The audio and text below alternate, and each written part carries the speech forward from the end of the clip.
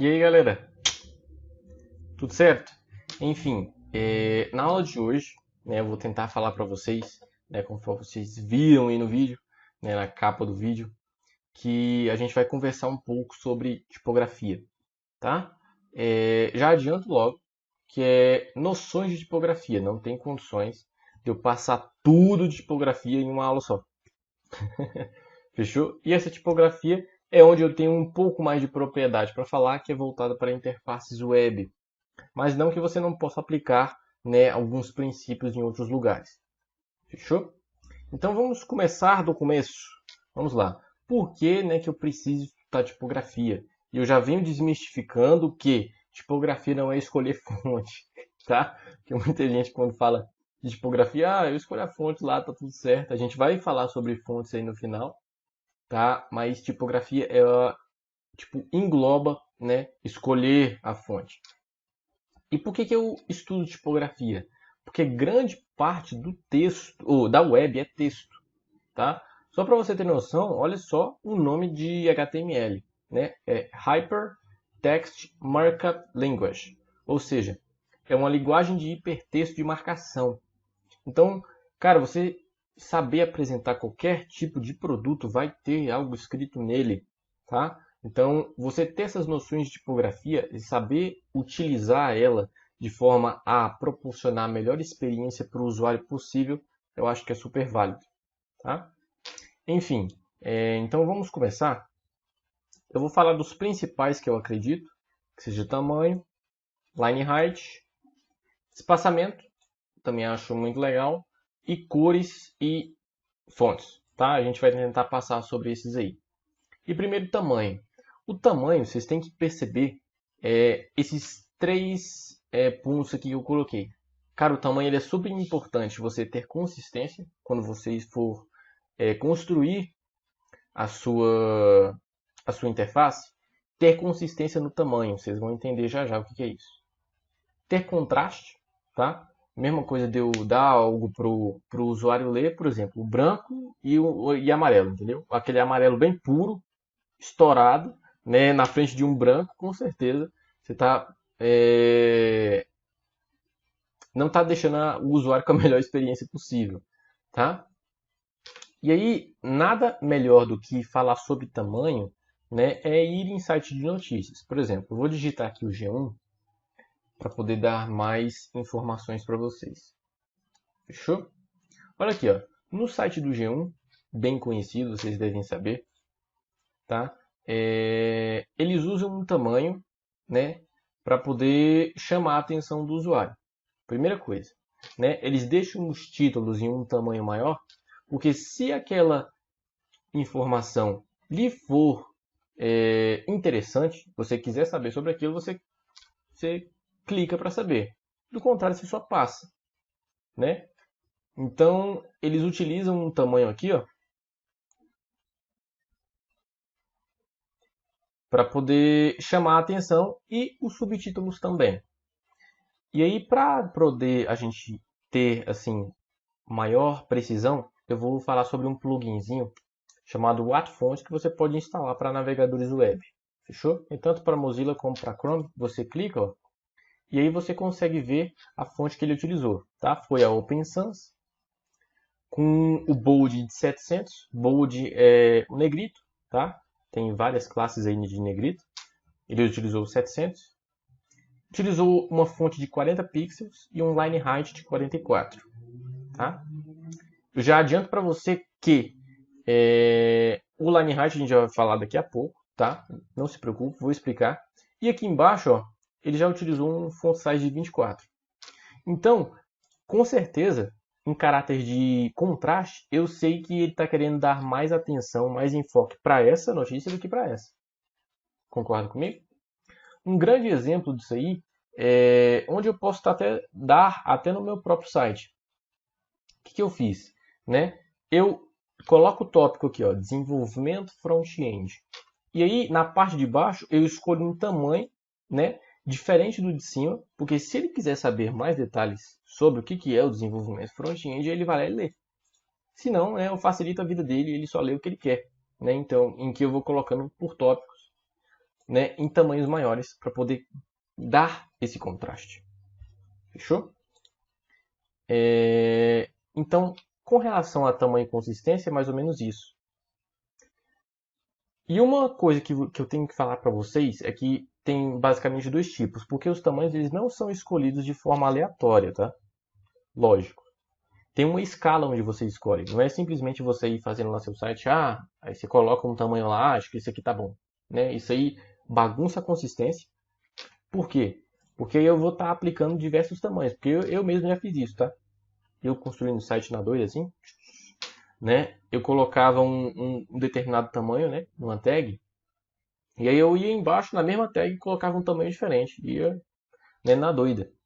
Então você percebe que o mesmo tamanho que está aqui, o mesmo tamanho que está aqui, o mesmo tamanho que está aqui. Né? Então quando você percebe que tem essa consistência também, ajuda, tá?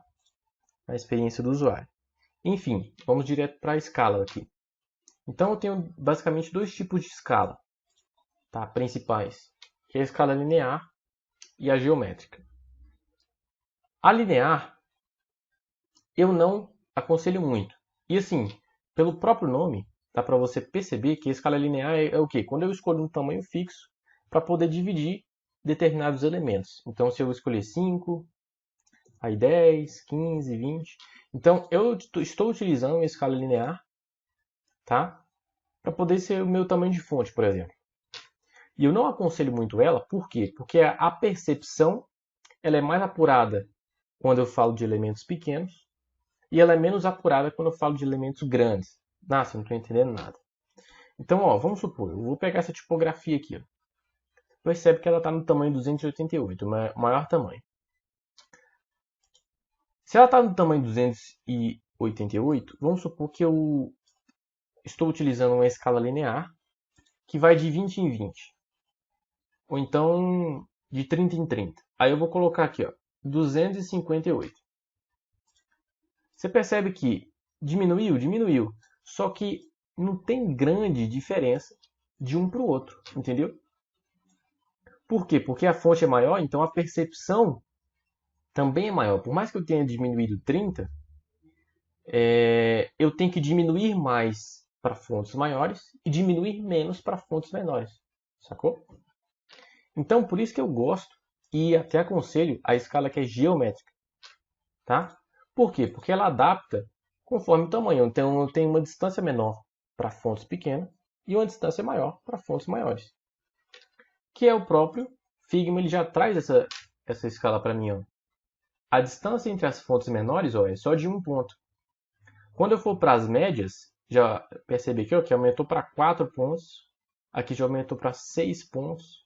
E aqui, entendeu? Conforme vai aumentando o tamanho da letra, né, a percepção, né, e a distância entre elas vai aumentando também. A ponto que em 288 e 144 foi o dobro. Então, pode ver que todas as fontes aqui eu utilizo, né, essa escala geométrica para poder ficar legal. Você vê que eu consigo distinguir bem, né? Eu deixo o ambiente um pouco mais confortável para a leitura. Beleza? Agora vamos falar um pouco de line height, que pelo próprio nome já diz aqui, ó, em inglês, né, a altura da linha. Então é a distância entre as linhas, vamos supor, é a distância aqui ó, entre essa linha e outra. Eu vou aqui aumentar e diminuir, só para você ter noção. Ó. É a distância entre uma linha e outra. Em que quando está muito pertinho assim um do outro, ó, fica desconfortável para ler. Tá? E aí uma convenção né, da internet é sempre deixar entre 140 e 180. Só que isso aí é uma generalização. Mais uma vez, isso aí se adapta conforme o tamanho da fonte. Geralmente, as fontes maiores têm um line height menor. E as fontes menores têm um line height maior. A gente viu esse padrão no próprio G1 aqui. Ó. A gente vai nas referências e confere isso tudo que a gente está falando. Ó. Se você pegar 44, tá? 44 e dividir por 40, ó, tá um line height de 1,1. Agora, se eu descer para cá, ó, 28 para 24. Então, se eu dividir 28 para 24, ó, o line height aumentou mais um pouquinho, porque a fonte é menor. Agora, deixa eu fazer isso com um corpo de texto, tá? Olha aqui, ó, com corpo de texto, o line height com certeza vai ser maior, 32 para 20. Então eu pego aqui, ó, 32 pixels dividido por 20, eu já tenho um line height de 1,6. Percebe? Então isso aí varia. Isso que essa noção que eu quero dar para vocês. Mas o mais comum, quer acertar, cara, corpo de texto, coloca 150, 160%. Tá legal. Fechou? Vamos falar um pouco agora sobre cores. Lembrando que largura do texto, eu vou citar de maneira bem simples aqui para vocês, é que quando o texto é muito largo, ou seja, ele vai da ponta da tela até a outra ponta da tela, também piora a experiência do usuário. Por isso que eles deixam assim uma coluninha, para poder ficar mais confortável para você ler. Tá? Espaçamento de parágrafo é literalmente eu dividir conteúdos e dar uma respirada para o leitor. Tá? Serve tanto para conectar conteúdos ou desconectar e para dar uma respiradinha, que é esse espacinho aqui, ó. Entre os parágrafos também existem alguns padrões. Tá? Alinhamento, à direita, à esquerda, centralizado, também tem alguns padrões. O tracking ou kerning é o espaçamento entre as letras. Tá? Isso aqui é utilizado muito em marcas, né? Quando você quer destacar também se utiliza desse parâmetro. Mas vamos logo para cores. Quando eu falo sobre cores, cara, você tem que garantir contraste. Como você vai dar um corpo, né, de alguma leitura para uma pessoa sem que ela não consiga ler direito? Em que, quando você pega cores que são relativamente próximas uma da outra, você tem que dar outros parâmetros de contraste para poder balancear. Então, eu não posso querer colocar um fundo branco com uma cor amarela e pequena, entendeu?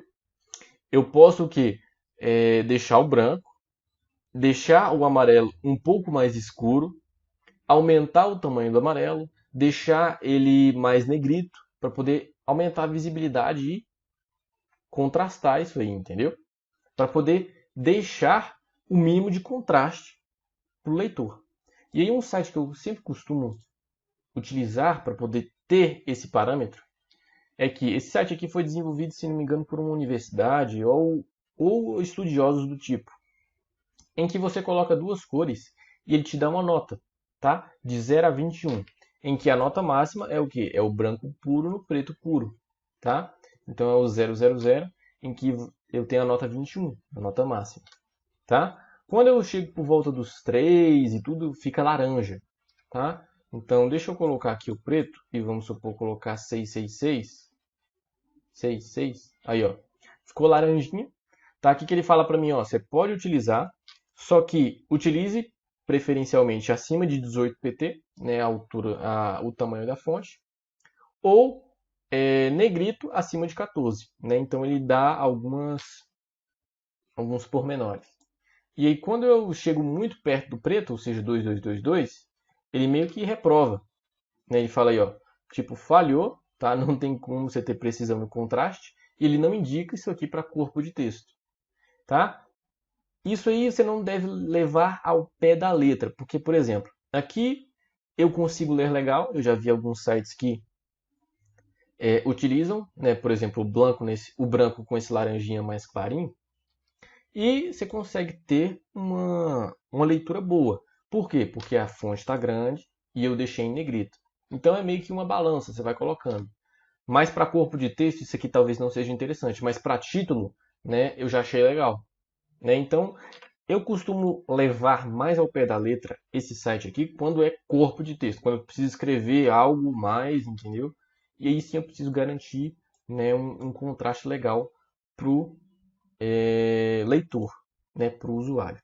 Mas para títulos eu consigo meio que dar colocar na balança outros parâmetros que fazem com que mesmo assim dê legal. Tá? Por exemplo, eu vou pegar aqui esse laranjinha, ó, você vai ver que ele vai reprovar. Eu vou deixar o branco puro. E esse laranjinha, né, aqui do lado você viu que ele reprovou, né, para corpo de texto. Fechou? Mas é um bom parâmetro para você estar utilizando. Quando eu for falar de fontes, cara, não tem como eu falar de fontes sem falar para vocês sobre o Google Fontes e o Adobe Fontes, tá? Então, Tá aqui duas ótimas referências, né, para poder a gente estar trabalhando.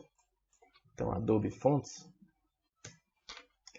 Tá aqui duas ótimas referências de site para você conseguir, tá, escolher as fontes do seu site. É lógico que assim, tem todo um estudo também por parte disso, porque você tem que escolher a categoria da fonte, se é com serifa, sem serifa, monospace, né, monoespaçada. Você saber classificar, né, as fontes. Para poder você compor, né, a sua interface, e isso aqui também interfere em muita coisa, tá? Sobre qual fonte eu escolho também tem muitas informações em que eu posso passar, tá? Mas eu deixo vocês aí com essas referências, beleza?